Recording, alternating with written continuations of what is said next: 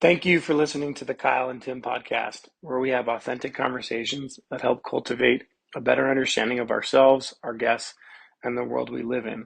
This podcast is about our guests, getting to know them, their backgrounds, experiences, thoughts, and ideas. We really appreciate you listening. Before we introduce our next guest, we'd like to introduce a few of our sponsors that help make this podcast possible. Today's podcast is brought to you by Mountain Mule Transportation, located here in Bozeman, Montana. Mountain Mule is a private SUV and truck service, offering chauffeur services in all of southwest Montana. Whether it's your next skiing, hunting, or fishing trip, early morning or late night trips to and from Bozeman Airport, as well as weddings and private parties.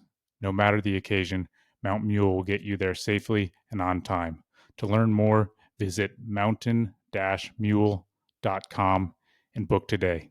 Welcome to the Kyle and Tim podcast. Today's guest is me, Amy McGann of Unbridled Form. And we talked about a lot of good stuff today. Yeah, what did we talk about, Amy? I talked about going from suburban Massachusetts, where I grew up, to ranching out west. Talked about my business, Unbridled Form, and how I help people come home to themselves through getting okay with marketing and getting over the feeling that that's inauthentic. We also talked about firefighting. Talked about being a firefighter for a long time. We talked about licking ski lift chairs. Won't do that again. And that's about it. I think that's pretty good. Tune in. Enjoy, folks. Thanks, Amy. Amy McGann. Thanks for doing the podcast. Thanks for having me. Happy to be here. Where are you from? Massachusetts. I've been out in Montana for a couple of years now, and it feels the most like home out of the places I've been. What was it like growing up in Massachusetts? It was a really suburban town, and it was my parents, my sister, and I. And I went to school out of town, so I don't feel like I have a lot of connections back there. It's kind of the opposite of how I see myself structuring my life now. Like I like to say, I want to have free range kids. I was the opposite of a free range kid. We got driven everywhere, which is great because parents were really involved and whatnot, but just a lot opposite than what my life is now. Siblings? One sister, a couple years younger. So you're the oldest? I'm the oldest, and I'm out here in Montana, and she's in Colorado. Parents are just waiting for us to settle down somewhere so they can settle down themselves. Okay, so what was it like growing up with your sister? What do you remember? I got to ask Kyle's questions because he's not here, unfortunately. What kind of kid were you? Oh, I was a crazy kid. So Ashley and I have always been best friends.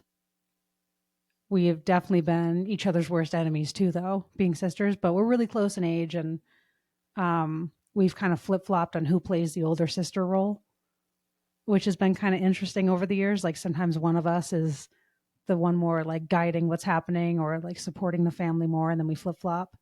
And when we were kids, I was definitely the wild one. She was more reserved and I don't want to say sensitive, but maybe sensitive. And we talked about this recently where we had a nanny who was really involved in more like kind of a grandmother role for us. And the nanny really had a hard time with me and really loved Ashley because she was like the easier one to relate to and manage and keep in control. What were your parents like? Always very loving. What are they like? And what do you remember them like? All the way through, always really loving, really supportive, really driven. They've each always had their own hobbies and come together for some.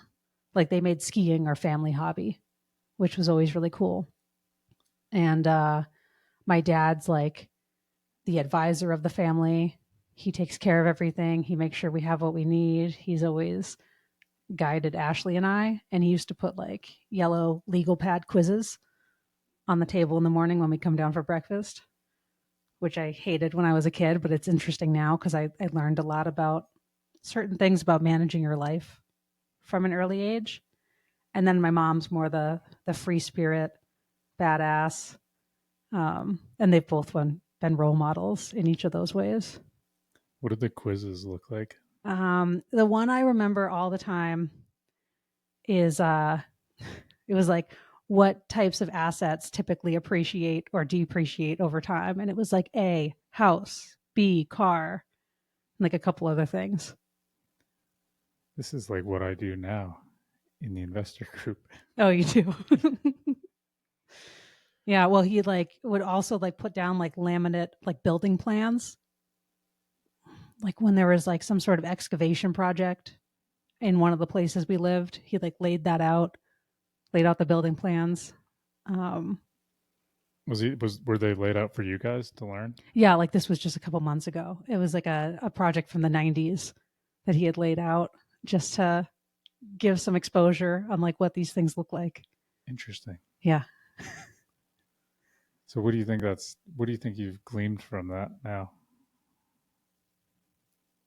Some preparedness in some way, at least some exposure to these types of things, like the things you have to look at before you buy a home, and the things you have to keep in mind when managing your finances, just like basic life skills and things I think I'm like picking up are going to serve me more and more well as I get into like bigger financial goals and housing goals and whatnot. Like I feel really grateful he set me up like that. It was just really funny at the time, and it's still funny to like look back on the quizzes. How old were you, do you think, when he was doing this?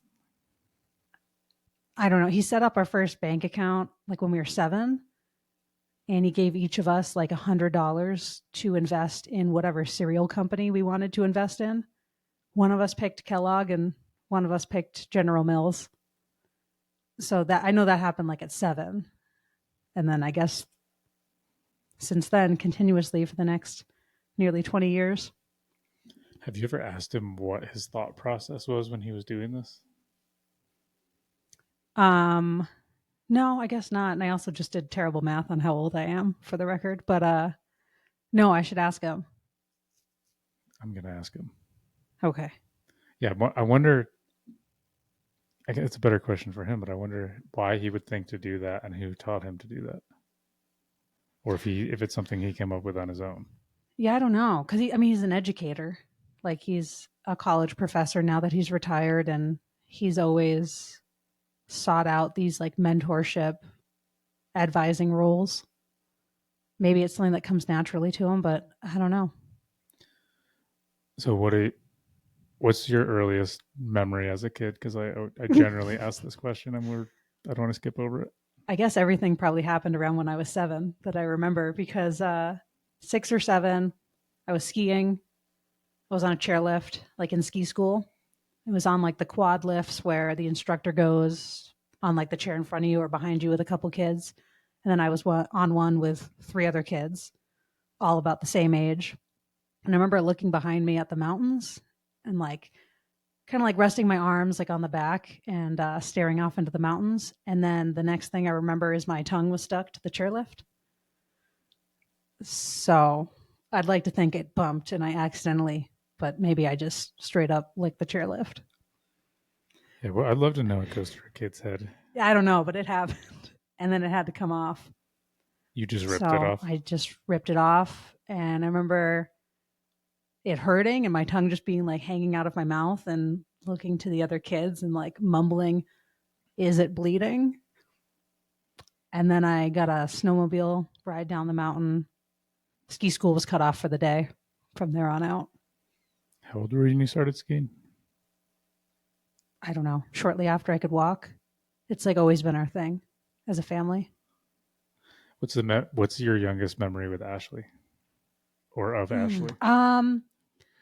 Well, okay. The other bonus I feel like for all these memories is my dad and mom, but dad was usually behind the camera, kept like such a good record of photos and videos. So he always had like one of those big like Radio Shack cameras on his shoulder following us around. And there's a memory I go back to a lot about playing in the snow with her. And so she's like 2.5 years younger. And we'd be in like a snow fort with I guess what was back then a prelude to my current charcuterie boards, because we'd have like snack boards and like Sunny D, and we'd like bring them out to the snow fort and like eat our board of snacks just in the snow, just sitting there. And then maybe like, I don't know, sliding down the slide behind her and like hitting her at the bottom. Sunny D. Sunny D, yeah. That brings back the memories. I have 3 different questions I'm trying to think. I don't know. I remember this. You just made me think of it or I made myself think of it. But when I said, what's the youngest memory of your siblings? I remember it was either my older sister or younger, one or the other. I think it was my older. We got in a fight. Like something happened. And I just remember I was a kid. It was the first time I ever remember in my life feeling, I guess, betrayed or mad at one of my siblings. And I just remember the vivid feeling of betrayal and anxiety. It's so stressful. But it's just the feeling you remember, not what. Because I don't remember the action, but I remember I've never looking at them like, how could you? How could this be? Like, it was my first kind of young child memory of tension from the last place I ever expected. Wow, that's a big turning point. I don't think I remember that. So you said you and Ashley would go back and forth and fight sometimes?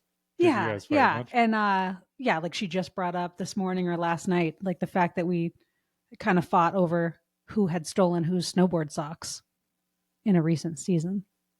Because we're like the same age, the same size and everything. We'll swap clothes and stuff. So I think that's probably always a point of contention with sisters, is like swapping clothes. But yeah, I don't know. Like she's we're in similar fields and work, and she's also really ambitious at work, in sports. There's a lot that's similar about us. So we're always like, I wouldn't say competing with each other, but we're doing a lot of comparable things. And there's a sense of like pushing each other. There's a sense of like conflict, but there's also a sense of all that bringing us together. Okay, I'm gonna ask you 3 different questions now. Like rapid fire? And no, I'm gonna ask you one at a time, and then you can answer them at whatever speed you want. Me and Kyle have done this with each other, and it's fun. Okay. What do you think, in hindsight, either directly or indirectly, your dad has taught you that's been the most valuable, important, or just happy, joyful in your life that you can? And it's a big question. So important or joyful? Can I answer both those? Yeah, you can answer both. You can answer all of them. Okay. One of them or all of them or all of them synonymously. Okay, so maybe the most important thing I think Dad has taught me has been to be my own best advocate, to stand up for myself, to make sure I have the information, to just like look out for myself. But then maybe the most like joyful, or the other side of that, is he's also shown me how capable I am and worthy of being loved. So there's like 2 very different sides of, I think, life lessons he's probably shown me. And has he phrased that like that? Be your own advocate? Maybe. Just when you say it like that, it sounds very empowering. Yeah, I mean, he might have, but I don't know. He's a little more subtle. He has a life of learning of how to communicate with people and, help them shape what they're experiencing. So maybe it was a little more subtle. That's cool. Those are big answers. How about your mom? My mom has, I feel like maybe just like by watching her, like the example she sets, she is such a badass. Like she broke her foot. We were on a family trip in Spain, and she broke her foot and didn't let any of the trip slow her down. Like she was like, all I remember is her still being like joyful, like being all in on everything we were doing. And she even like hiked up an entire mountain, like on crutches with her broken foot. And like, I remember that being a great day. And that was just a couple years ago, but she's just always set this example of like following your heart and not letting things slow you down. Okay, and to back up now, what does your mom do, or what was she doing then? She's a nurse then and now, still working. So she's been a nurse for a while? Yeah, went to school for it, has been, I think, at the same hospital the whole time coming out of school. And then my dad's he's in business and commercial real estate and leadership. Yeah, I feel like I want to keep asking your dad more questions. So your dad was you're just going to have my parents on or something. Your dad was in real estate, mom nursing. What about Ashley? What is she? Same question for her. What has she taught you? What's your best memory with her?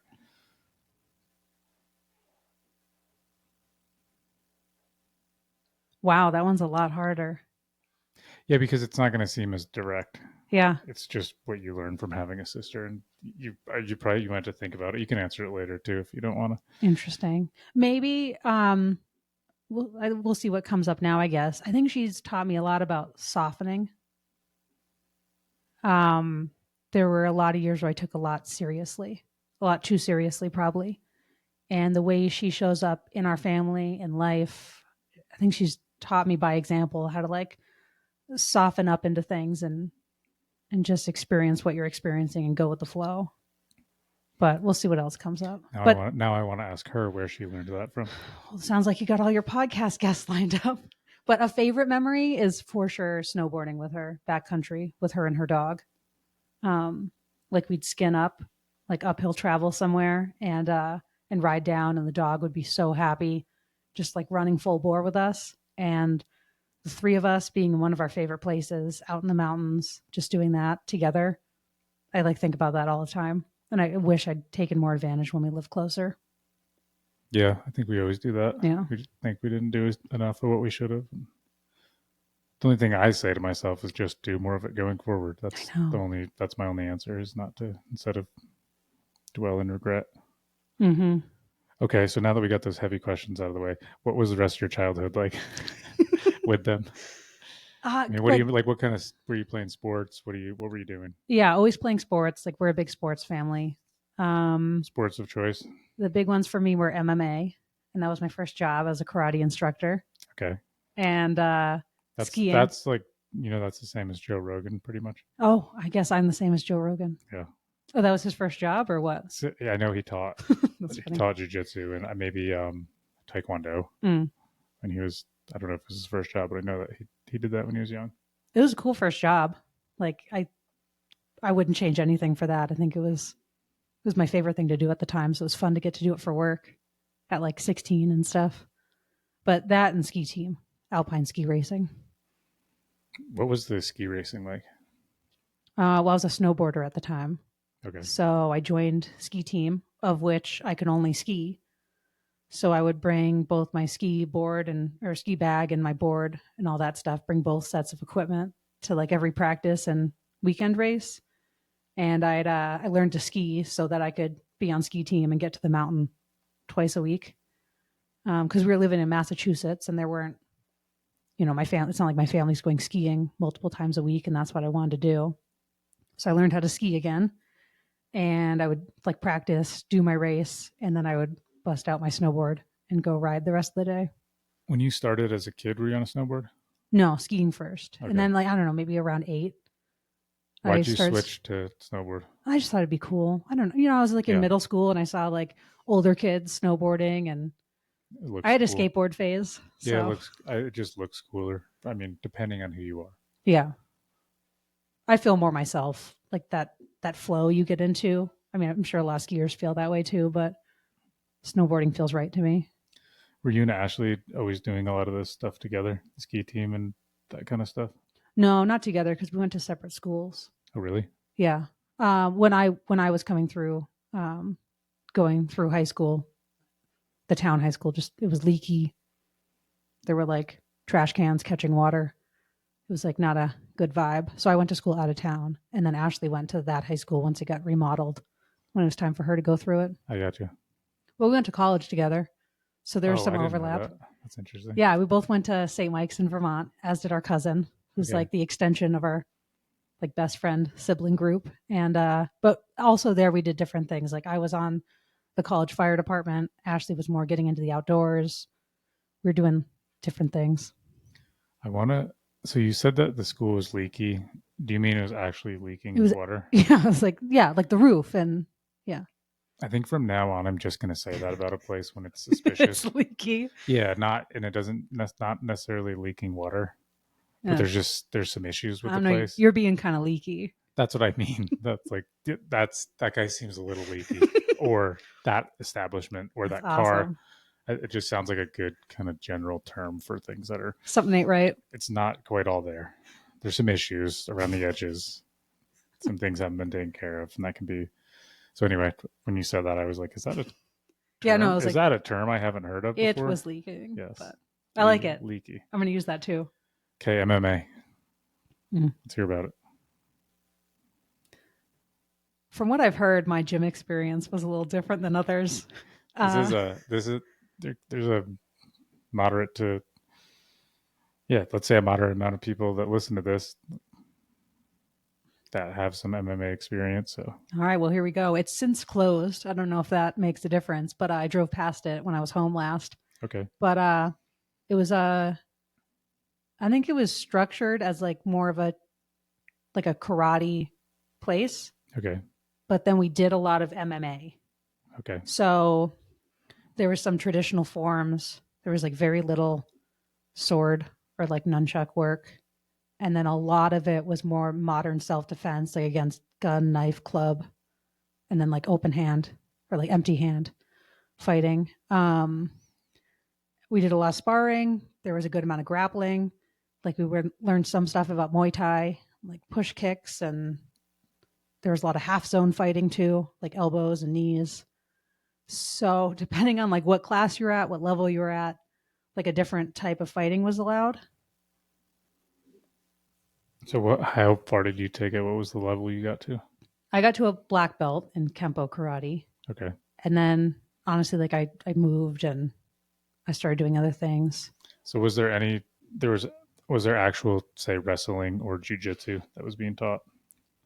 Like, I mean, like I know some arm bars, like triangle choke and Americanas and stuff. Like, so I think has some jujitsu overlap. Yeah, definitely. Do you know what years you were there? Maybe 2008. Yeah, late 2000s to like mid-teens. It sounds like a hybrid of a bunch of stuff. I mean, I loved it because I like the variety, but I don't know if that's normal or something. It's cool for gyms to do, but yeah, it definitely was a hybrid of all those things. So were you competing at all? Yeah, regionally in the state. So how did that go? And what did a competition look like? Because I'm wondering what the structure of the fight is. Because is it is it karate? Is it grappling? What is it? It's not an MMA match. Yeah, no, I think it was all stand up. Okay. I don't think we went to the ground in competitions. I think that was more. Could you, or is it just some sort of kickboxing, some sort of karate? I think the competitions were all, standing up, and the training we'd do more like, say, like real life, like less rules. Yeah. Which I think might have been the scary part of that gym. There being a lot less rules in training. But yeah, stand up, I guess, kickboxing style. For competitions, we'd wear like full gloves. Would you wear a gi?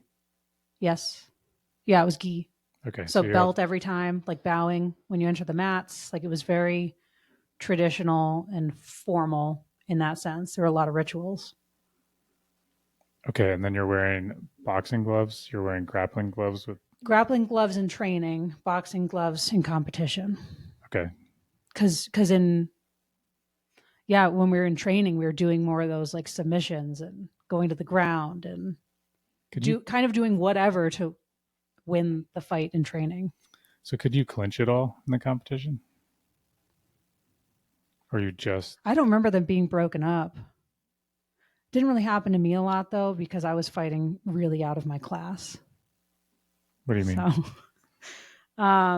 So I was more of a teenager. I was a teenager and a preteen when I was doing this.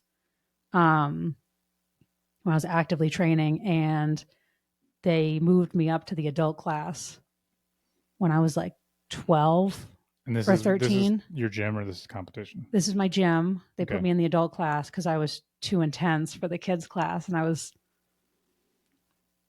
doing a little too much. Okay. So they put me in the adult class, and it was there were other women too. There were some like women in their 40s and whatnot, but it was mostly men.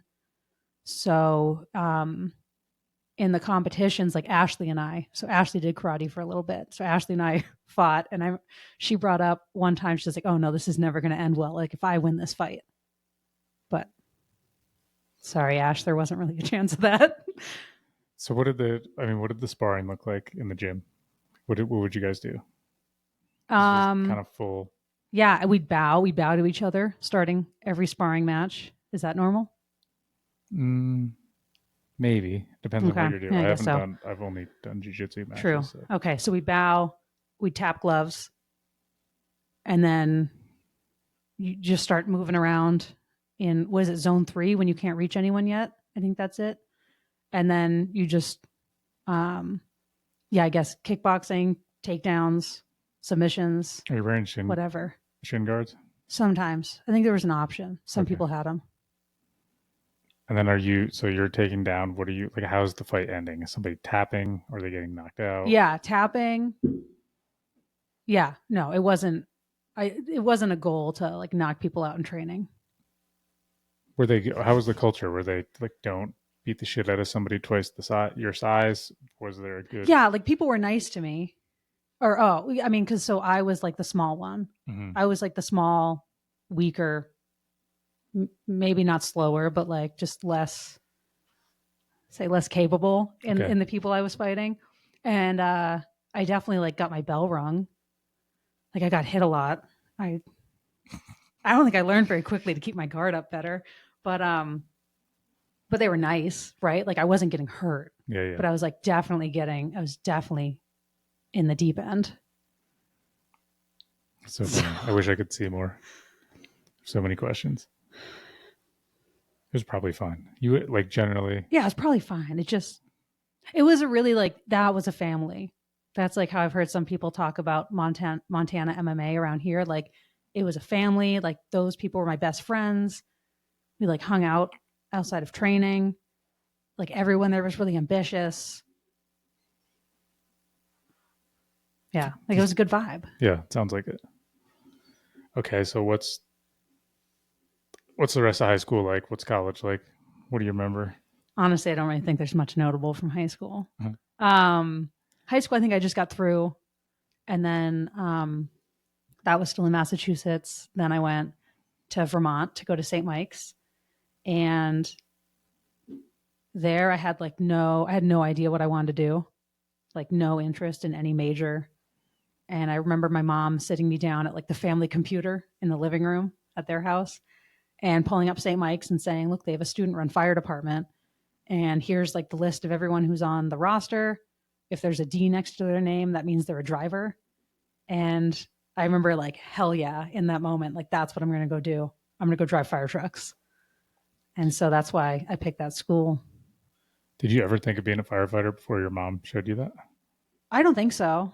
She says I wanted to be a lion tamer when I was a kid. Oh, so that's pretty close to I guess firefighter. So. Yeah. But no, I don't really remember before then. Like, but yeah, in that moment. You don't remember life before then? I don't remember anything. So what was that like? And what did you study in school? It was awesome. It was the highlight of those 4 years. I studied business and computer science. Okay. And the computer science was like a lot of coding and databases and things I do not use now. The business was helpful. But yeah, I spent like the whole shape of my college experience was all around the fire department. Like I didn't really drink because if I had a drink, then I couldn't like go to a fire or go to a car accident or something. And that's like all I wanted to do in that chapter was like go out in the world and do like badass things and like work with my team and drive the trucks. And so were you guys on call? Was there certain students? What were there people that were just hired to sort of run or manage this fire department, or was it all student run? So there was like, because the college is in a town, obviously, and so there's the town fire department, and the town fire department was probably like 20 minutes away. So we kind of operated as a satellite of the town. And you guys were on campus? We're on campus. Yeah, it's like right off across the street campus. So you could like, most students like ran when there was a call. It was quicker to run than get in your car. But yeah, we had our own station, our own leadership, our own trucks, our own training. We do joint trainings like once a week with them, and like they were a big part of it. And we were all somewhat of a family, but it was more like they were a neighboring department and we had our own. So there wasn't anyone there. There's a chief. Okay, so yeah, there's a chief, and he was an alumni of things, and then he's employed by the school or something. Yeah, he's employed by the school, but then there was a volunteer fire chief, a volunteer EMS chief, and those are adults, and then the admin officer for each department, the mechanic, the training officer, and the captain were all students. And I ended up having a lot of those roles. What roles did you have, and how did the... Okay, yeah. What roles did you have? And I got a question for you. I was the admin officer, and that's how I got into websites. Okay. I did that website.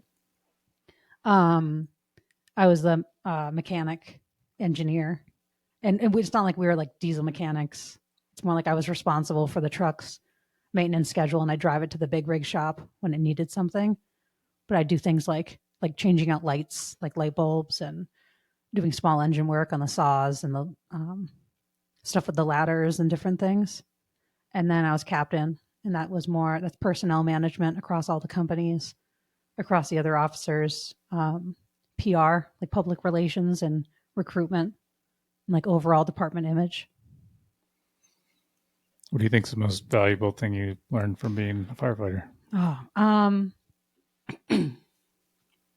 Well, there's definitely different lessons from just doing that versus being an officer. Like as an officer, I learned I would never ask someone else to do something that I wasn't capable of doing myself, but could do myself. Like there was a time really early on, we were on a big car accident, like an extrication, where we had to, cut the car apart, get someone out. And I was 19, and it was my first like really big accident where a lot was happening. The machines are running, it's dark, there's lights, the person's screaming. And I'm 19, and I'm a lieutenant, and I'm running this company of other kids. And we just showed up on this fire truck, and now we have to go do this. And we've trained for it. And everyone who's there is really serious, and we know what to do, and everybody has their job. But as the leader of my company in that moment, there was something I had to do with the patient, and I got kind of scared, and I asked someone else in my company to do it, and they got scared, and I asked someone else, and I just felt terrible after that. And I just never again, if there wasn't something like I could do as a human, was I going to ask someone, especially someone I was leading, to do it for me. Yeah, not like technical skill oriented, but you know what I mean? Yeah. Like could do. Emotionally? Yeah. Ugh, I hate that. Sorry. No, I mean, I brought it up. Yeah, I was 19. A lot learned since then. But I guess from like the whole experience, just like this real importance for family and for buy-in and just being all in on the people you're with. Because I did that for 10 years. I volunteered after college on the town fire department, and then I got hired on a local career department. So it was my job and my profession for a couple of years. And being a part of all those different departments, there's like a different level. There was a big different level of organizational buy-in, like to the mission, to the team, to what we were doing. Yeah, when you say buy-in, like what do you mean by that? Like on the first department, it was like such a story-led organization. Like the founder was still around for, it got founded in the 60s, and he just recently passed away just a couple years ago. But he was such a huge part, and he would call everyone like his kids, like all these hundreds of alumni who've been coming through the program. Like he'd just refer to all of us as his kids and a family. And we were so rooted in the mission and our origin, like every day. And I think it's something everybody kept really top of mind. And we're all, just a family. And you're just like, you're living, working, training, existing for the people around you. And then on the other departments, like on the volunteer or the career department, it was a lot less story led, a lot less purpose driven because you're filling a role. Service obviously made sense to everyone who was there, and there's a variety of the people who are there to work really hard, be really good at what they're doing, and then people who enjoyed doing it and were there. But there was just this. It wasn't like the same level of depth and purpose as the first one. So when you say buy-in, you mean? Oh, yeah. No, I'm sorry. I'm just trying to elaborate and understand it better. Like how much of your heart and Yeah. purpose you're putting into it. So you're saying buy into the idea of what it is Yeah. or what it stands for. Yeah. You reminded me of Brian because he said people, like some people literally call him dad at the gym. And he said he feels like everyone at the gym are his kids because he doesn't have his own biological kids. So I think he's at least very bought into the, and like I think a lot of the students and people that train there are, because it feels like that family and there's just sort of that culture. Yeah.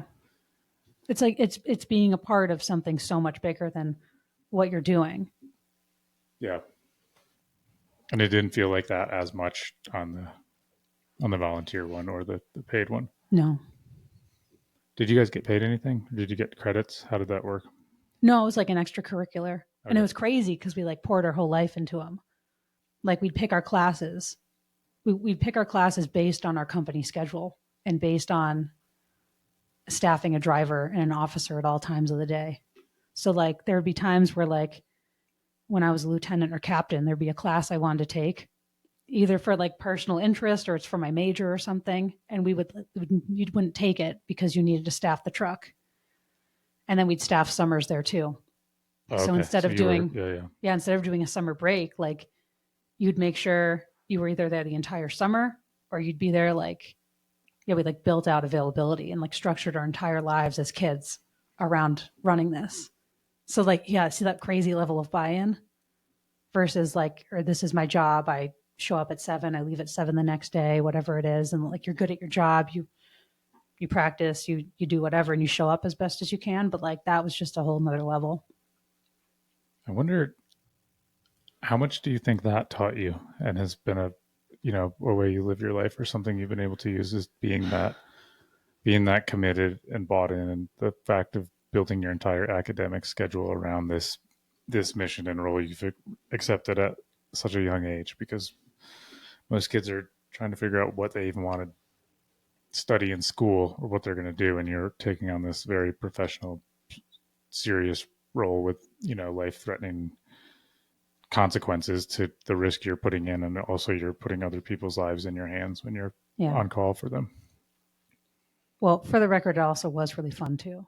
Like we played Call of Duty in the training room on the big projector screen, and we'd like shoot each other with the fire hoses. But I just mean kind of behind the scenes. There's this is going on underneath the surface. Well, it shaped a lot because I feel like everything that followed, I found myself being really disappointed being a part of things that weren't as story led, and just like craving that deeper why and that deeper purpose. I was going to say, when we get to it, which we will, what you do now, I'm seeing the connection now between that and what you do now. Like it probably had a much bigger, like, and maybe you've thought about it. Obviously I wouldn't think about it as much, but I'm seeing the connection between the two. Yeah, definitely a lot in recent years, because there's this whole winding journey from like all the weird things I've done that feel really disjointed if you like look at them all separately, like suburban Massachusetts kid, firefighter, ranch hand, mechanic, ski patroller, brand strategist, and web designer. Like how all that stuff happening in like the year since I've graduated. It's not the typical path, and I thought it was really strange for a while. And then I realized it's like last year, it's always been chasing stories, chasing like a deeper level of alignment and purpose and service, and just finding myself in the whole process and having a good time along the way. Yeah, that's very cool. And before we even keep going, because I'll remember the other question. What were you doing anything else? Were you working as well, or were you just a school firehouse and that was pretty much it? Yeah, I had a part-time job at a point. Like the year before I graduated, I was an intern at like a corporate company that I actually worked at for a couple of years after college, doing like project management, business analyst work, just like process management and like project leadership. I did an internship for that one summer, but I was still like framing my hours around the fire department. And then I also I worked for the state doing like fire safety education. Okay. For like schools and programs that would like hire us to, like teach how to use fire extinguishers and like get out of the house and stuff. What about horses? Because I know you did stuff with horses growing up. When did that start? I feel like we might have skipped over that. Yeah, crazy horse girl right from the start. Okay, let's Maybe hear less about crazy though, I think. But Never heard that before. I asked my mom recently, like when I got into horses, and she just said it was literally right from the start, and that's like every stuffed animal I had as a kid, all horses, all the toys. Like I was always, like I don't know, chasing horses, and they had me in lessons. I was doing English lessons when I was younger, and I was like a very low level rider, like walking, trotting, cantering, just kind of like jogging around arenas. And then one of the other like greatest things my parents ever did for me was figuring out how to send me to horse camp. Oh, cool. And I'd go there for, I think it was 2 or 3 summers in a row, but it's another one of those experiences that like shaped me beyond belief for how short a time it was. How long was it? 2 weeks at a time. So I probably it was either a collective 4 weeks or 6 weeks, depending on if I did do 2 or 3 years. But that place, again, it's called Rhodes End Farm, and it's in New Hampshire. And it's just another like such story-led place that is just all about family and growth and connection and purpose and service. And it's incredible, like how they shape. It's an all-girls camp. How they shape the people that are there. Like, is it overnight? Yeah, so I went there for 2 straight weeks. Okay. And some of like my favorite things that I still have for like mementos are there's like 3 cards that my family sent me while I was there one summer. Like they all sent them at the same time. There's one for my mom, one for my dad, and one for my sister. And like they're like I kept the trio of them because it's all from the same time. And you still have them? Yeah, it's kind of funny what they each said. But yeah, that place really shaped me too. And but then horses fell out of my life from like high school, college, young adult. And then I was working on the fire department. I loved it in so many ways. And there just came a point where I was like, honestly, like chronically sick, chronically sleep deprived. I felt like I couldn't hang. And it was really also really embarrassing. Like it was soul crushing with how much I loved this job, but how just like wrong in my body it felt.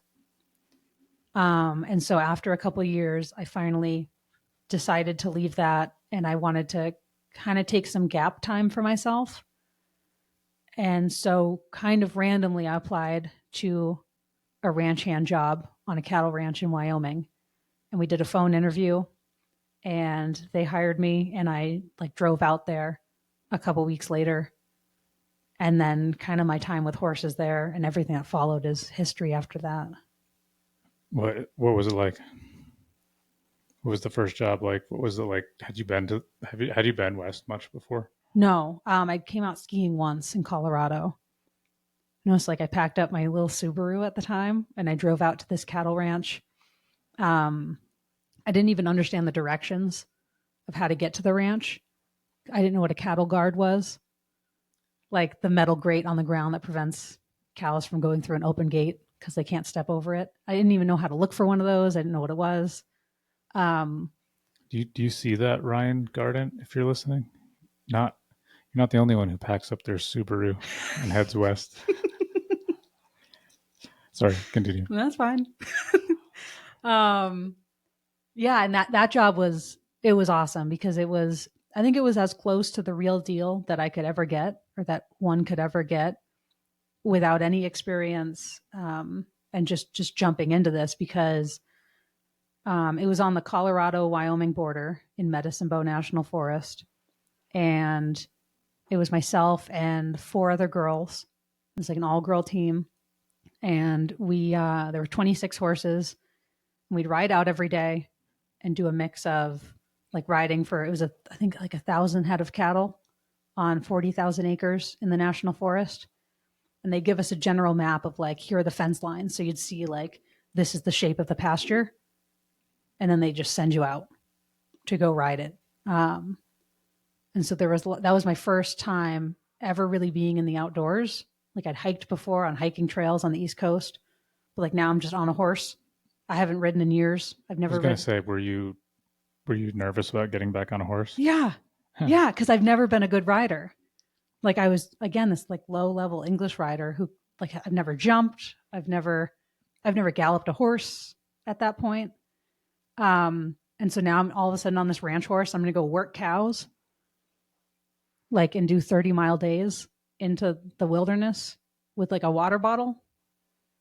Yeah, but you still have the instincts and the foundation, like the fundamentals from when you learned as a kid. Yeah, yeah. And it flowed really quickly after that because like you get pushed in the deep end, you kind of have to figure things out.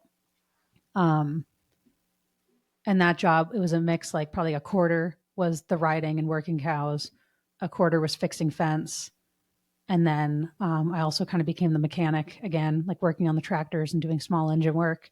And then also like haying, mowing, raking, baling. And so that's probably like an even split between those 4 jobs. So it was just like one of the best experiences of my life because I just got to like, I think really experience like as authentic a ranch life experience as I could with no experience. That was just a summer job? How did that work? Yeah, it was like 6 months. Oh, cool. Because like for the working season of like receiving the cattle and then to shipping and then some like post-season cleanup in October. What kind of tractors were you running when the haymaking operation? Massey Ferguson's. Oh, really? Yeah. Like newer ones? Yeah, they were new. Okay. So you did that for 6 months. What do you do after that? I went back to Vermont and I ski patrolled for the winter. I was thinking about traveling somewhere else to do ranch work, somewhere like warmer. But like I love winter and I can't live without it. So I went back to Vermont and I got on ski patrol at Sugarbush Mountain. And that was another awesome season. Like I skied knee-deep powder for 15 days straight. So anyone who says there's not snow on the East Coast, it's there. I think nobody disagrees that there's snow. I think it's just there's a lot of ice. Yeah, and when you're only going out a couple days and it only is when it lines up with your schedule, you're going to hit a lot of ice. I got really lucky. But so you're a ski patrol. Any crazy memories or experiences from that? Yes, but yeah. And you're doing pretty graphic. You're doing this on a snowboard? Yeah, I was on a snowboard. Well, you don't have to share the most graphic one, but you could just share something cool. I don't know. Yeah, I mean, one thing we did that was fun. Oh, okay. Probably the coolest part was like starting and ending the days at sunrise or sunset. Okay. Like getting on the mountain and doing the pre-mountain checks as the sun's rising, and then like going down in the dark with headlamps. Like just those moments when it's just you on the mountain, and one person always had to be last too. So you'd make sure everybody else has like swept the mountain. They've done their trail checks. Everybody's down at the base and they call that in on the radio. And then the last person goes from the top shack, like the top is ski patrol shack on the mountain. And they do a one specific route down the whole way. So it's like the longest run of your day. You are the only person on the mountain. The sun's setting. It's really cool. Sounds like it. And then sometimes we'd make like pancakes and bacon in the shacks. Nice. Yeah, you'd like bring up eggs and stuff on the ski lift, and kind of as you'd cycle through work, you'd stop in and like grab food, and that was fun. So what do you do after that season? Back into horses. This time I went to a horse ranch. Okay. And it was a little more hospitality focused because it was backcountry guiding. So we were taking people out. People would come stay on the ranch for a week or 2 weeks, and we'd take them out in the Bighorns in Wyoming on horseback for the day. If you're from the East Coast, excuse me. Yeah. If somebody wants How are you finding these jobs and these opportunities? The first one I found on ranchworldads.com. Okay. And then the second one was on Coolworks, Okay. coolworks.com. So And these are just kind of job listings all over the country, seasonal or longer term, if that's what you're looking for. Yeah. And like Ranch World Ads is where I was finding more of like the ranchy jobs. Like, yeah, there was like a cattle ranch in northern Montana. They were going to give me a house and come be the ranch mechanic, which is still kind of hilarious to me. And work there, like work cows from 4-wheelers and stuff. And that was like a permanent, lifelong job. You know what I mean? Like not seasonal. Yeah, full time. I didn't end up doing that though, because it felt too isolating. It wasn't really what I wanted to do at the time. But that's where you find jobs like that. And the first one I did. And then Cool Works is more of the guest ranches, the dude ranches, seasonal, like nationwide jobs you can get. Yeah, I'm sure that's how people find jobs out here too, because I know there's a handful or quite a few guest ranches that do have seasonal employees. Mm-hmm. So what was that place like? They're a lot more structured. Like the first place was a free for all, and it was like lawless. The second place was a lot more structured. The horses were definitely a lot nicer. The terrain was more varied. Did you think about going back to the first place? Yeah. Oh, yeah. Like every week of my life. Yeah. How come you didn't? Like right now, I would go back. How come you didn't? The owners were they were a little hard to work for, and I think you're always going to run into that. But they were really hard to work for. So much that a friend of mine who I'd worked there with, like these people, they didn't have their own kids, and they are in their 80s, and so they really connected with my friend who worked there when I did, and so she stayed on for like 3 years. And they had this agreement that they were going to groom her to inherit the ranch, which that like, I don't think that happens very much, where it's like a non-family person is like selected to inherit this, just on the promise that like she'd take care of them as they got older and they could die there and kind of preserve what they built. And she was there for 3 years and she ended up leaving because it was just wasn't going to work. Wasn't going to work. Like there wasn't a lot of follow through on like grooming her for leadership and like how to actually run an operation. It was still very like day to day, like tasks and more like tactical level. And they weren't really like delivering on helping her succeed if she took it over. Anyway, so, but those people, like I would have died for them when I was working there. Like so much love in my heart for them and what they did. It wasn't a good place for me long term. I think it was better to have the experience I had and walk away than end up with like a poor taste of being there too long. So what does this next place look like that you went to? So the next place, they had more like 100 horses. Now we were riding on, I think, 200,000 acres across the Bighorns and the valley below. And yeah, we were taking out guests. And so still riding 5 or 6 days a week, but it was a guest ranch. So there was a lot more catering to people's needs. I heard a little bit of stress in your voice when you said you were taking out guests. Yeah. Well, my dream is just to be in the mountains with my best friends, just doing whatever we want. And that's what the first experience was. And that's what I get to do now. But you're managing a lot of different personalities. There's a lot of people who want to come out and be a cowboy. Like people are laying down under their horses on their lunch break for shade. Like, don't do that. People have like their GoPros on. Like it's just a very different experience. Fun though. Yeah. And the terrain was awesome. The horses were awesome. Like there's some memories I think about every single day in the morning. Like when I start my day, like some of those things come to me. These moments at sunset of like galloping along cliffs in Wyoming with my best friends. Like, cause we get to do a couple times throughout the season. They let us take out the horses. Just on your own. Just on our own. It was rare, but they let us do it. And then my family came out to visit. They didn't go to the ranch, but they came to the area. And the girls who had brought their own horses there and the horse trainer kind of banded together and gave me 4 of their horses and saddles and gear and trailered the horses for me because we weren't allowed to use the ranch equipment for that, and allowed me to like take out my family on a really special ride too. So like that's cool. That's a memory. Yeah. Okay. So you're not there now. So. Okay. Yep. Let's continue. Not in Wyoming anymore. Yeah. Here in Montana now. Living out. Was that the end of your kind of ranch career? Yeah. That was the end of horses until now. And then there was a little gap for a couple of years and I struggled to find horses to ride in Wyoming without it being like my full-time work. And then I came here to Montana and knew I wanted horses again in my life. And I found a bunch of trail and pack horses to exercise for people. So like last summer, I had the summer of my life again with my best friend, Annika. And I was working part-time with my company, like 3 a.m. to 7 a.m. Then we were taking the horses out all day out in like the Gallatin Range or the Bridgers and like doing not super long days compared to what I was doing like the first ranch or something, but like 10 to 14 miles and just like surviving off of Cheez-Its and water and just like going out into the mountains all day and doing what we loved and like making it all work. How'd you end up in Bozeman?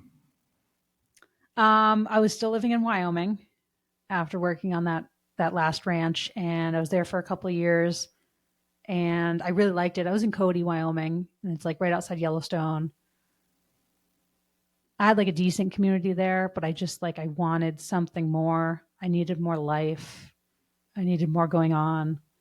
Bozeman was just a couple hours away. So I moved up here and fell in love with dancing. And like everyone is so open here compared to the places I've been. Like everyone was just, willing to support me getting back into horses, giving me their horses to ride, like helping me learn how to dance. Like everything I was doing for the first time, like everything about this place supported me in doing it. And it just felt unreal. How did you find Bozeman or pick Bozeman? I'd just come through once before and I just decided to move up here. Just knew of it. Yeah. It's like far enough away where it's something new, but it's not far enough away where like I have to just like pack up the whole car and like drive away forever. You know? What was that summer like? You said you had a really good summer with your best friend. What was it like? Yeah, we had like 10 or 12 horses we were riding. And yeah, we'd go into the mountains. We'd like spend like the whole night after we'd ride. We'd either go dancing. We'd either like come back, quickly change out of our riding clothes, shower, and then go dancing all night. Like literally like until midnight. And then I get up a couple hours later and like run my business, do some client work, and then trailer the horses again. And I'd usually be like still working on my phone a little bit while Annika was driving the truck and trailer. And then we'd lose service. Then we'd go out in the mountains, ride all day, have lunch on horseback, come back that night, go through all our pictures from that day, and then go dancing again. Sounds fun.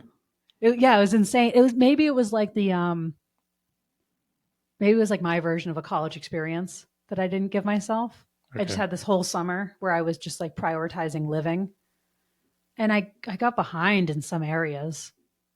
You know, it's so easy to tell ourselves that, but I honestly did get behind in some areas, but I got ahead in like so many more. Yeah.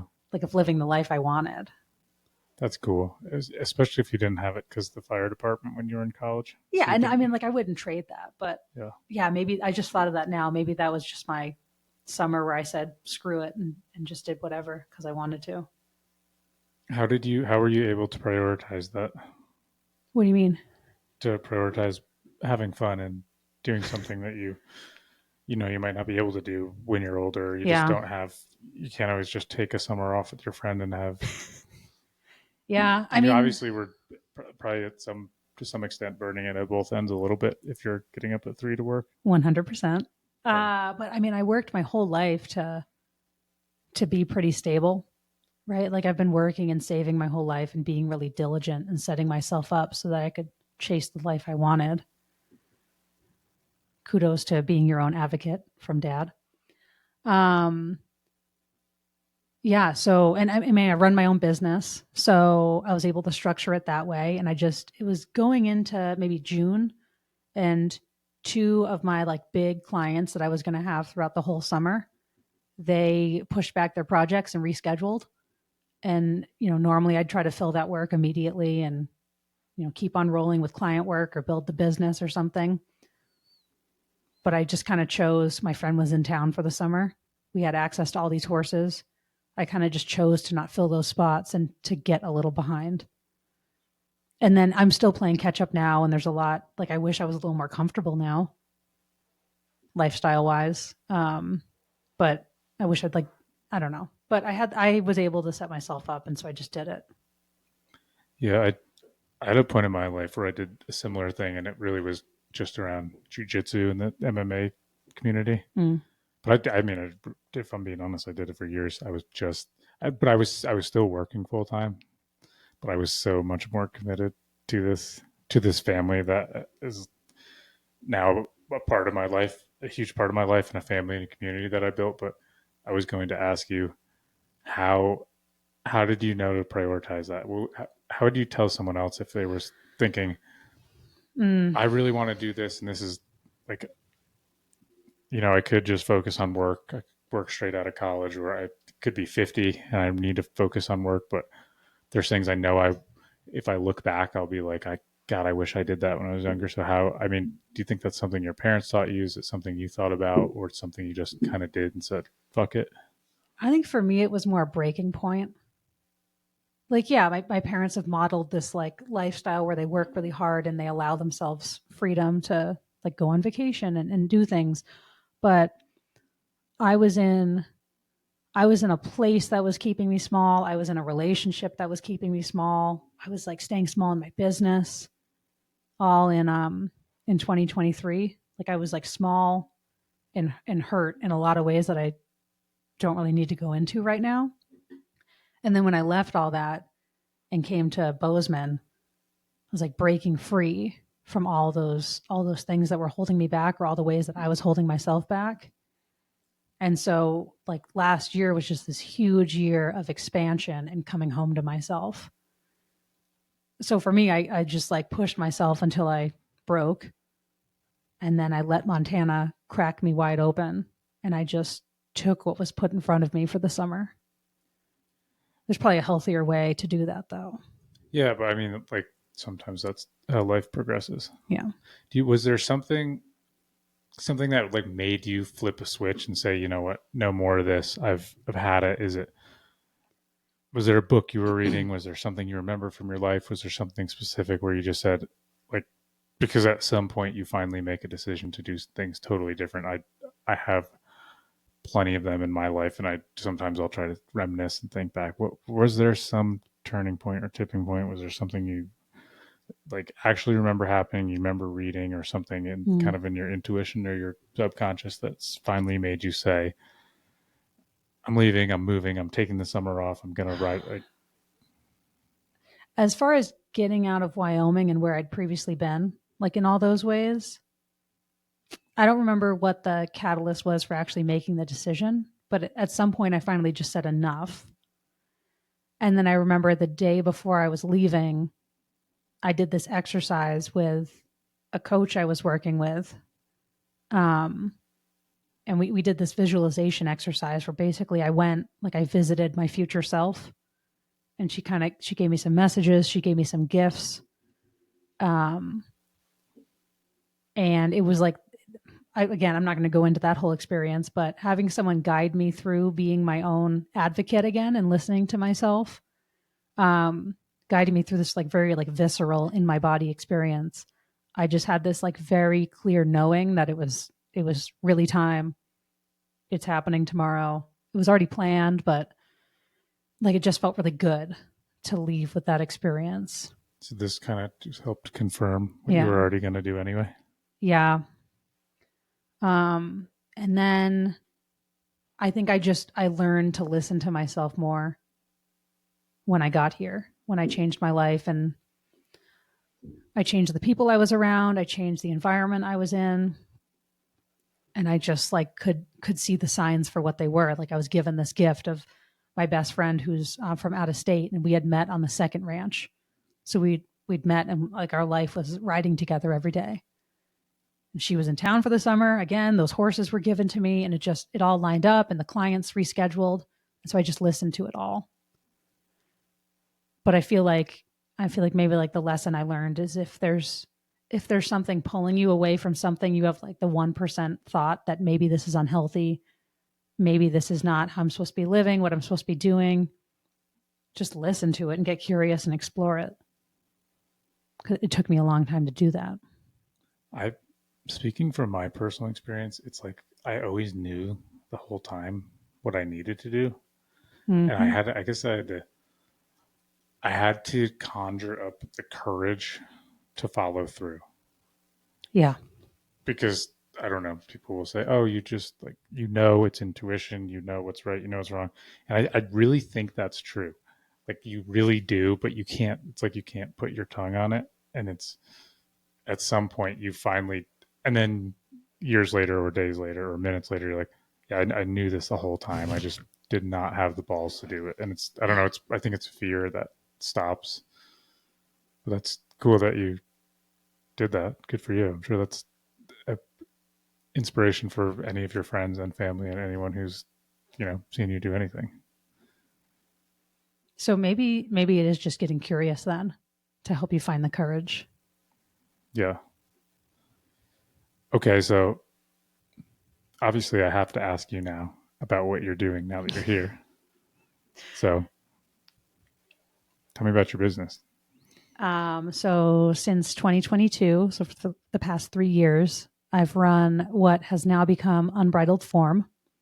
And Unbridled Form is my business where I do brand strategy, brand design, and web design for inspired entrepreneurs of all industries and all walks of life. In the beginning, I was trying to niche down. Do I just work with outdoors brands? Can I just work like in horses or something? Like everyone tells you to niche down your business. And again, I guess just like picking a college and a major, I had no interest. And so in the last 2 years, probably, I more uncovered that I'm just all in on working with people who are owning their story. They want to do something artistic. They want to do something really meaningful and purposeful to them and to their people, and just show up in their fullest expression. And those are the people I typically end up working with now.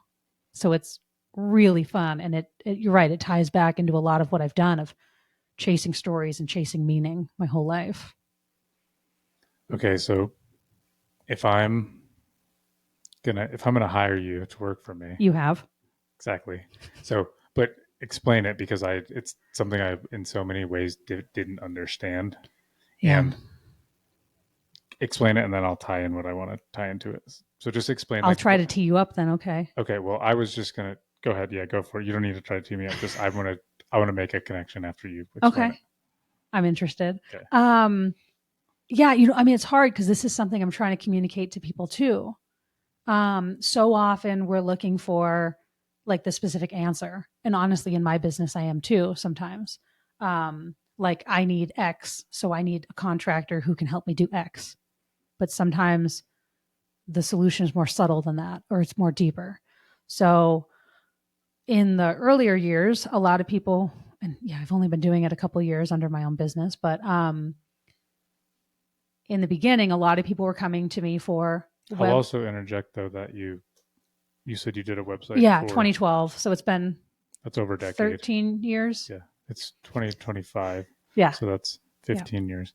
Yeah. Oh, okay. Continue. 13 years. You're right. My bad. Yeah. Okay. So I sounded very confident. That's half the battle sometimes, but I saw right through you. Okay. Yeah. So it's been like 13 years of doing some level of this, but the past 2 years I've like really specialized in the psychology and the strategy underneath it all instead of just the design. So I'd say, I'm going to interject again. You just like you went to the horse camp and you learned all these fundamentals. Yeah. And then you come out later when you're going to work cows and do all this spirit. You already know how to, you know how to saddle up a horse. You know how to ride a horse. You know how to control a horse to the extent that one can, and then you get to do it. So that's like you have that great foundation. I think probably with your current business, you probably also have the great foundation because you built the website. Yeah. Continue. Yeah. So I guess just where I was going was a lot of people come to me they want a new website, they want a new logo. They don't always come to me looking for strategy.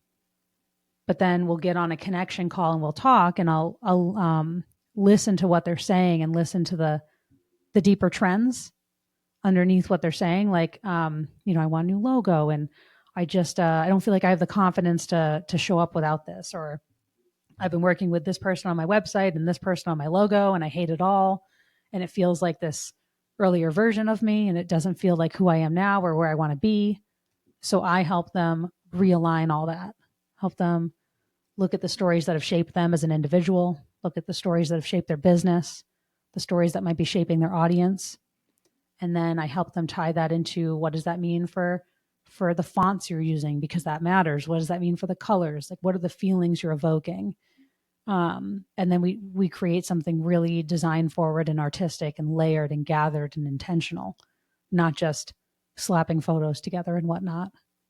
And it ends up being this like excavation project of diving deep into how they want to show up in the world and then aligning everything to support that.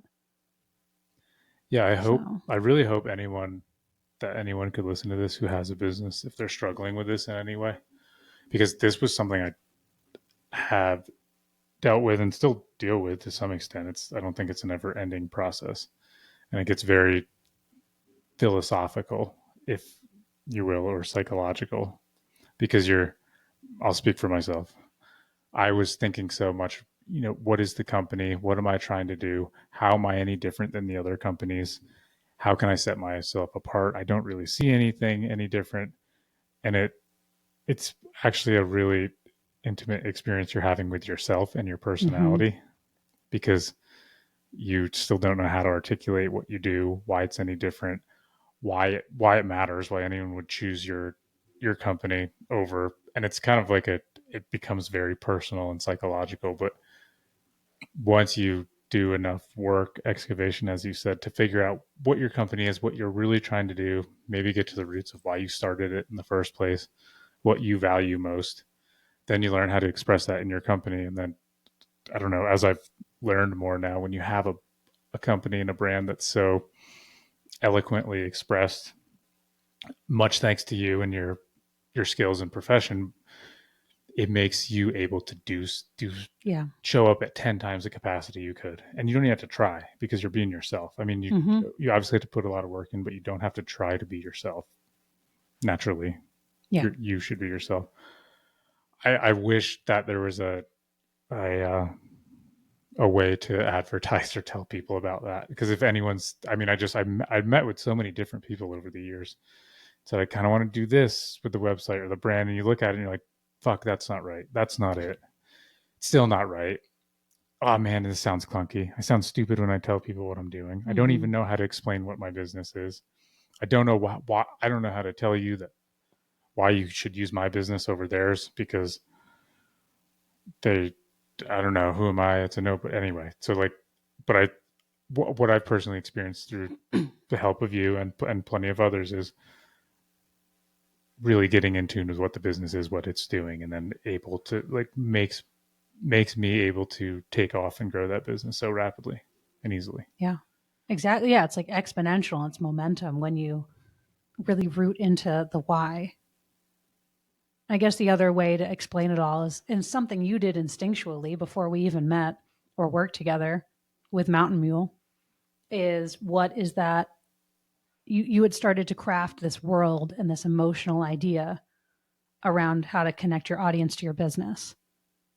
And it doesn't really sound like you were really consciously aware of that when you were doing it, but you built something that was more than a transportation company. It was something worth belonging to. It was tying into a greater idea. And the tactical lens that I look through with all this is archetypal stories.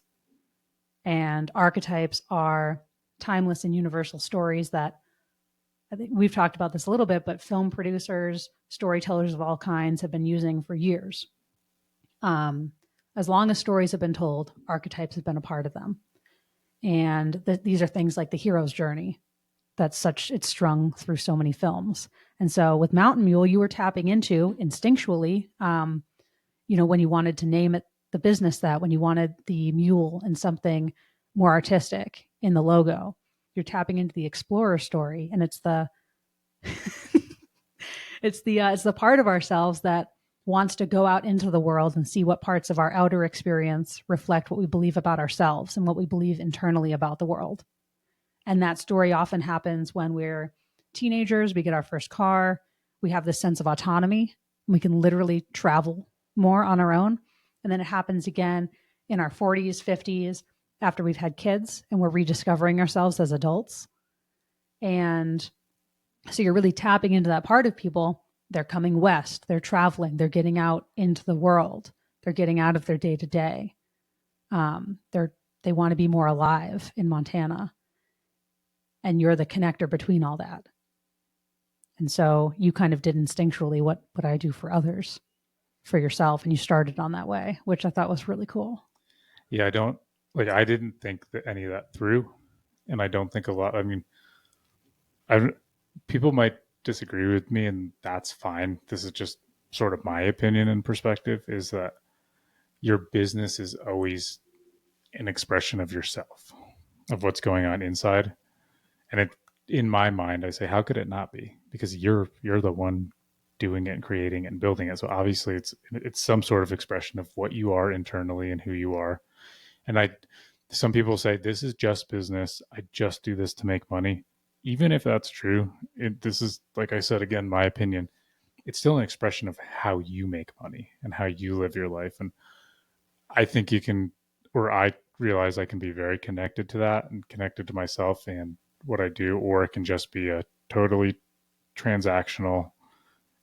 And then maybe that's just an expression that you're boring and totally transactional. So, but I just you don't, unless you are educated on this or have that sort of philosophical, psychological leaning to explore that stuff, but I just don't, I think at some point in your life, you realize, oh, this is all connected. What I do and who I am, they're all one and the same. Yeah. And I mean, I hear you. Yeah. I think it is. If you're talking about a small business where the founder is still active, or you're a solo entrepreneur, yeah, I think we could differentiate the brand versus the business. The brand should be an expression of you. Yeah. But if we're talking about a large corporation, say Big Sky Resort, it's okay if that business is not a perfect reflection of the person who started it. Yeah. Right. Because that's a corporate brand, a large level business. I still think it's an expression that they go big. Yeah. Well, I mean, and it will be right. The leadership style, the internal culture, some aspects of it will be, but it's okay if, say, the logo doesn't perfectly reflect everything that one human is. But if we're talking about small businesses that are really personal and very intimate and story-led, which is more where I like to work. I only work with groups of maximum 2 approvers. Okay. Or an individual who come to me with their business. Because that's the type of group I like to work with. This is where it's really personal. We're really going there together. Then yeah, it really should be very tied to their personal style, their story and everything. And obviously connecting with their audience too. Finding that blend. But because I work with a lot of artists and creatives, so they tend to be really rooted in what they do. Yeah, and that's I don't know if it's unpopular, but that's my other opinion, is that everything to somebody is art. Yeah. Because it might not there's art, quote unquote, a painting that an artist drew, but everything can be art to somebody. Being a mechanic can be an art, the way you do it. So I don't know. I feel every time we talk, you bring up a topic of a future newsletter that I've already written and scheduled. Okay. The first one in February that's coming out to my newsletter, The Reverie, through Unbridled Form, is literally, the subject line is "It's all art." Okay. It's all art, how you show up in your business, the way you move through life, the way you smile. Like that one's more poem focused, and some of them are, but it's just the idea that, yeah, like we can be all art and move through the world in that way if that's how you choose to show up. Maybe I should start copywriting and trademarking my conversations Perhaps, but before they get I've stolen. already written it and scheduled it, so Okay. So there's a timestamp. the whole, what I said I was going to tie this all Yeah. in. So back to when you were on that fire department. Yeah. And you said that was very, how'd you phrase it? Very story led. There's a lot of buy-in. Buy-in. So that I feel like that's the kind of the connection that I'm seeing is you were so bought into an idea, you know, something so much bigger than one person, and then that seems so obvious that it is now reflected in your occupation and career, like that. Yeah. You found that probably that feeling, relationship and emotion you had with that brand and those people, the camaraderie and the friendship, and then you like have found a way to bring that out of other people. I'm totally speaking for you, but that's just like the correlation I'm making and what I'm seeing. I agree. Okay. Yeah, and I mean that's something we've been collectively craving more and more of as a society, whether we're consciously aware of it or not. Like if we look back at businesses and like, again, like let's looking at those different fire departments where one is like so rooted in the story and everything we're doing is tying back to the pride in the organization and the story. And then the other one where, yeah, we're still saying like pride in the trucks, pride in our work, service to our people, but it's a lot more transactional and tactical in like, this is what we do and this is how we do it versus this is what we do and this is how we do it and this is why, or starting with that why instead. As a society, like over decades and decades, we've been trending so much more away from the what and how into the why. And perhaps that's probably cyclical. I'd have to do more research on that. But if you look at old business advertisements, and they'd say like car wash, 10 cents, soap, whatever. You're literally just saying this is the product and this is what it costs. And then you start seeing like vintage advertisements like world's best coffee, right? So now there's like a superlative attached to it and they're saying like it's descriptive. And then you're doing problem and solution oriented marketing where people are saying like, if you have this pain point, if this is what you're experiencing, like we're the solution to help you. And now, and there's probably a couple that I'm missing in there, but now it's all about identity and who are you when you associate with a certain business or product, or who are you when you associate with a certain story. Who does that make you? Who do you become in the process? And it's something that Nike does to talk about like a really familiar brand that a lot of people know. Nike doesn't say we have shoes, buy them for $100. They don't say we have the best shoes. They don't say buy these shoes and you're going to be an athlete. They say just do it. They say this is who you'll be in the process if you buy our products and you associate with us. Like this is who you are. This is the story you're telling the world. And so that's the difference with, you know, people showing up and thinking, okay, I just need to get a new website out there and then I'll be able to send people to my services. It's what's the deeper story you're telling and what's that emotional connection that's going to get that immediate buy-in from your people. It's going to build that loyalty and build something more than a business, something hopefully that you love so much more because it has so much purpose and meaning behind it. 2 things. Thank you. You're welcome. 3 things. That makes me really want to go buy something Nike right now. That was a great sales pitch for Nike. And I'm not an affiliate. Well, I wish Kyle was here. I don't say that often, but because this is why we started this, like not even directly, but I think almost unknowingly, because we wanted more connection. Mm-hmm. And we're now, and this is not a business. This is something we do for fun, but we wanted more connection.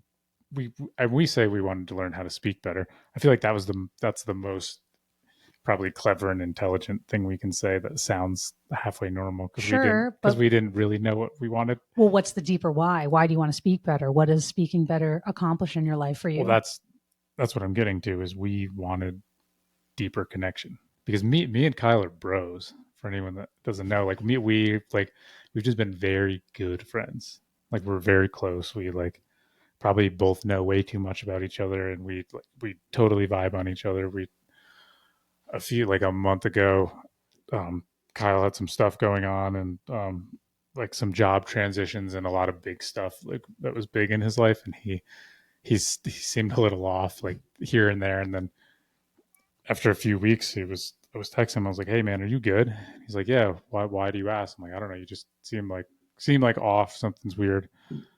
And then I was saying, I've done like at least 80 hours of podcasting. I'm sure it's over 100 hours of podcasting sitting across from him, and then all the time we spent together. And then he calls me the next day. He's like, "It's funny that you knew that, because I've been so stressed out the last 2 weeks because all this is going on." But that's the kind of connection we have, is what I'm saying, is we just know, like, it's sort of intuitive. It's a complete romance, but I think we were honestly both striving for that connection with more people, because I don't know if you just get along with people in a certain way and you build it, but we found when we sit down with people, we can build such better connections with so many people. And that's, I think, what you're saying about the branding, like that you're building something so much more than, hey, buy my shit, it's the best price.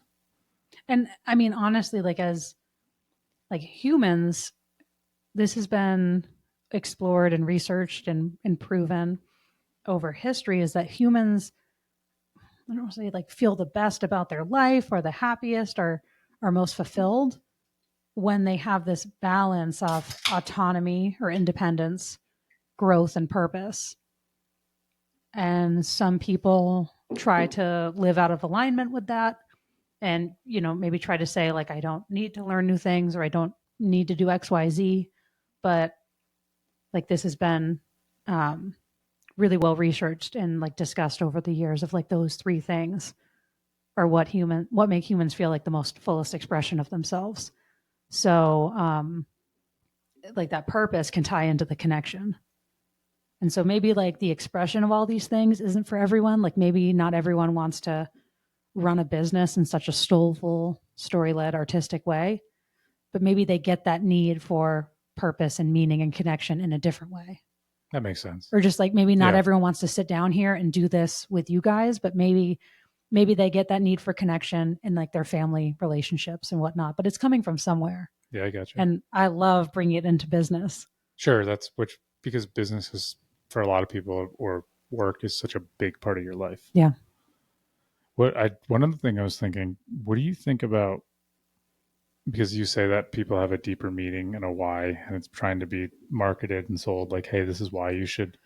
What do you think about, I just feel like it's been so bastardized. It's like there's so many, when it's just like, it makes me kind of want to barf.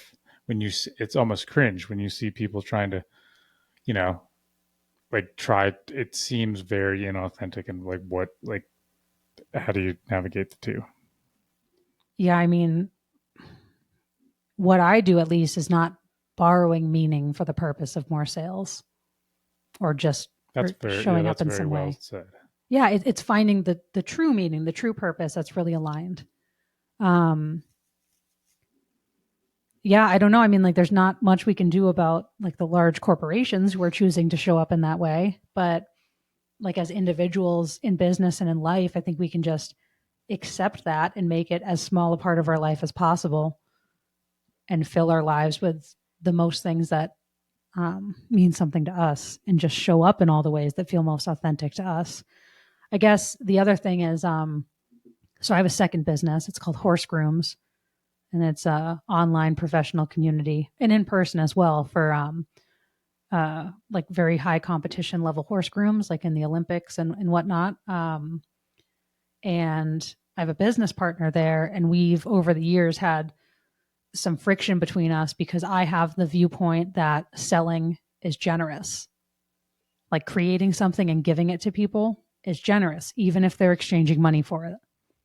She has a different view where she wants everything from the business to be free that we're giving out, which honestly, in a way, keeps us smaller because then we can reach less people and give less people this service and this value we have if we don't have the funds to do it. You know what I mean? Yeah, I'd have a hard time sitting with that generosity. Yeah. And I mean, like, and how can you say, like, you probably want to give so many people a great experience coming from Bozeman to Big Sky and beyond and whatnot.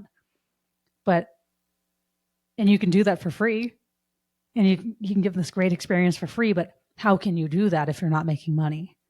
So then you're not able long-term to offer that. So there's this balance of when you're showing up really authentically and you're starting with why, and you're starting with the story, and everything you do is really authentic and is from a place of, I want to give, I want to show up for people, I want them to have a good experience. Then it's generous to trade them what you have for their time, energy, or money. Yeah. So that's my perspective on marketing and selling and all these things. They're not always ingenuine. They're not always impersonal. It's just what way feels right to you enough that you can still run your business. You can still grow your business. You can still be a full human outside of it and like show up in the hobbies you have and your family and all these things and make it sustainable long-term, because it's all this balance. Otherwise it's for nothing. Yeah. And I don't even mean as much like feeling like you want to give everything away for free because it's like so genuine. I mean, just when you see things being marketed, that seems so disingenuous. And like, you're like, oh, that's like, as you said, you're borrowing your meaning for profit.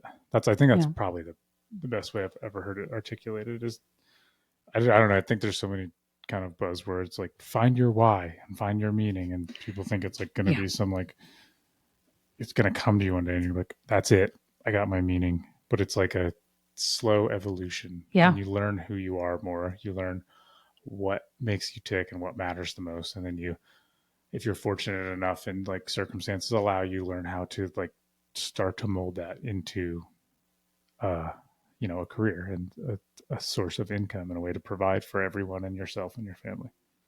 Yeah. Yeah. It just comes from time and discovering your work and yourself in the world and reflecting on that and shaping based on it. I've just looked at that in years past and like still sometime now I'm like, this asshole, like I'm not buying your like, give me a break. And it's so disingenuous that it makes ever doing something with real meaning.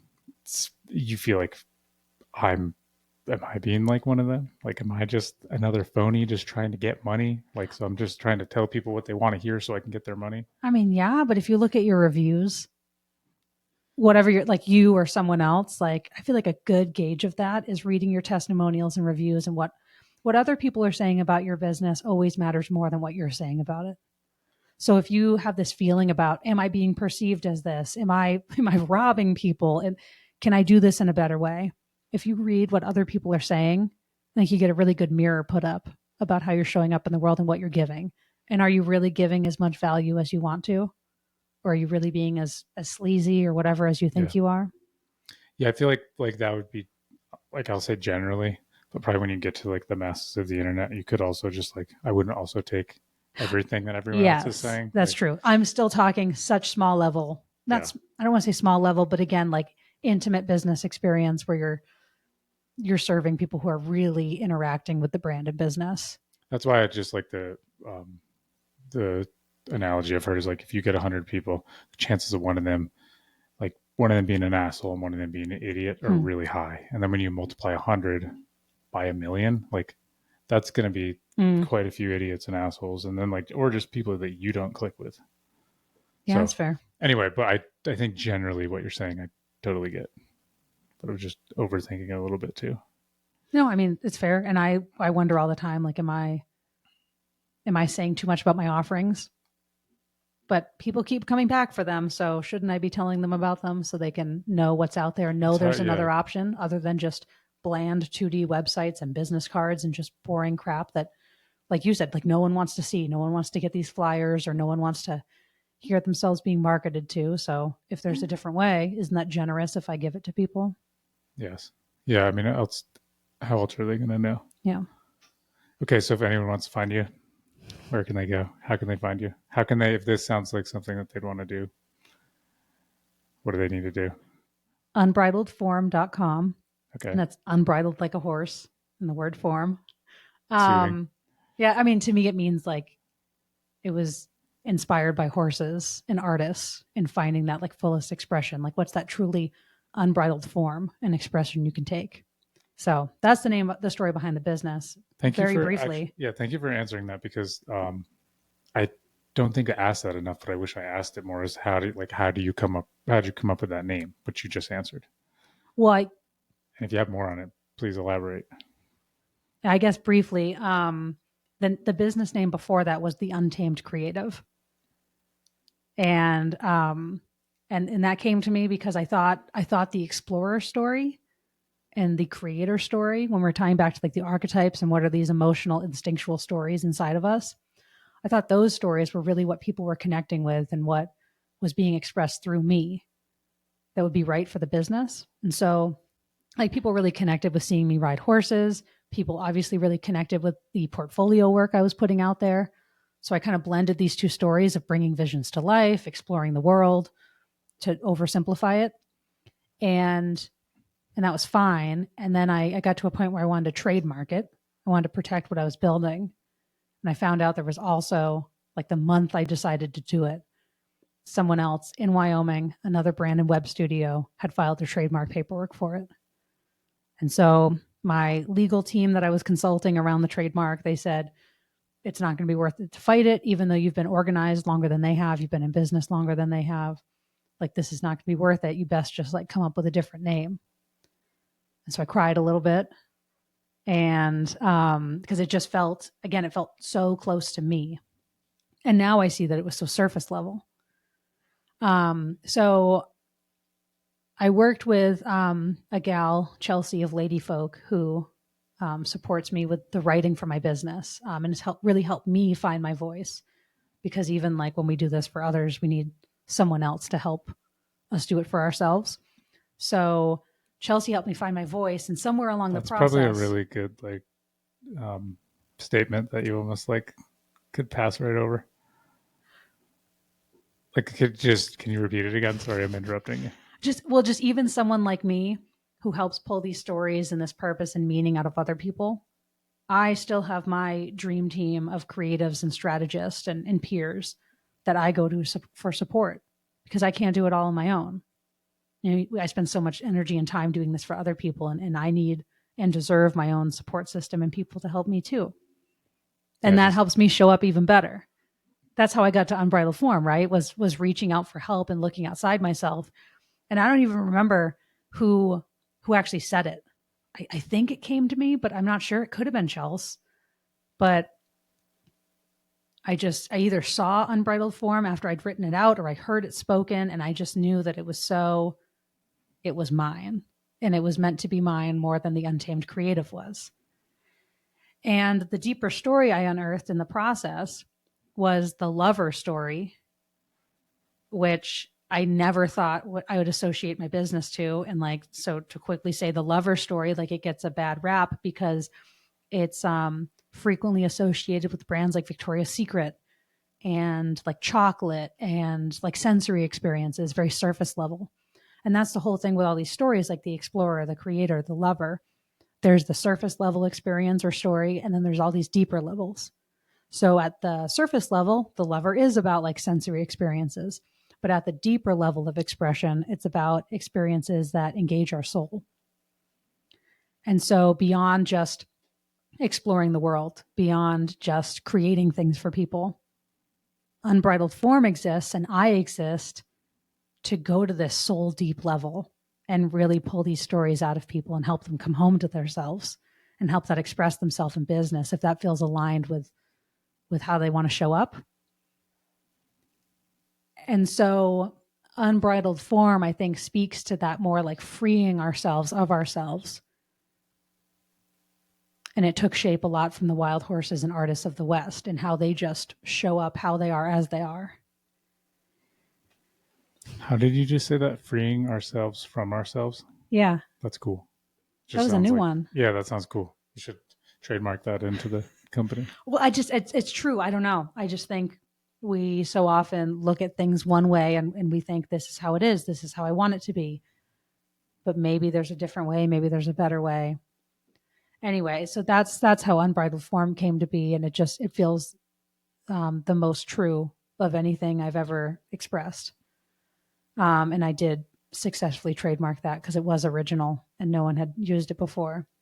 So that's mine. I'm building what's mine, and it feels really freaking good. And people can learn more about it at unbridledform.com or at Unbridled Form on Instagram.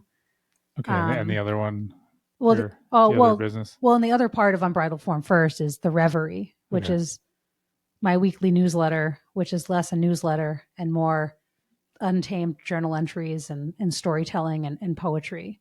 And that's how I choose to show up and meet people where they are versus saying, buy my services. Okay. Because that's boring. How do people sign up for the newsletter? At unbridledform.com or on my Instagram. Okay. And the other one, business? Okay. The other business is Horse Grooms. And I love it, but there's a little bit less of an emotional attachment there as you hear me trying to talk about it. But Horse Grooms, I started with a friend I met on the second ranch. We were both backcountry guides, and she had this great idea to provide a professional community for pro grooms. And it's an industry that doesn't have a lot of professional development, like career, financial resources around it, hard to find mentorship. And so Danette had this awesome idea to help us professionalize that industry with this online and in-person community where we're connecting people to mentors, connecting them with resources on how to save, even in these jobs that people looked at as like stepping stones and not really a long-term career. And if it is what you want to do, how do you stay in it and become the best groom you can be? Anyway, that's all at horsegrooms.com and at horse.grooms on Instagram, a couple other places, but those are, I think, the popular ones. And it's good for any horse people who want to become better horsemen. I'll put all the links in the description. It's a lot of links. Thank you, Amy. Unbridled Form. Thank you, Tim. Kyle and Tim podcast. You're welcome.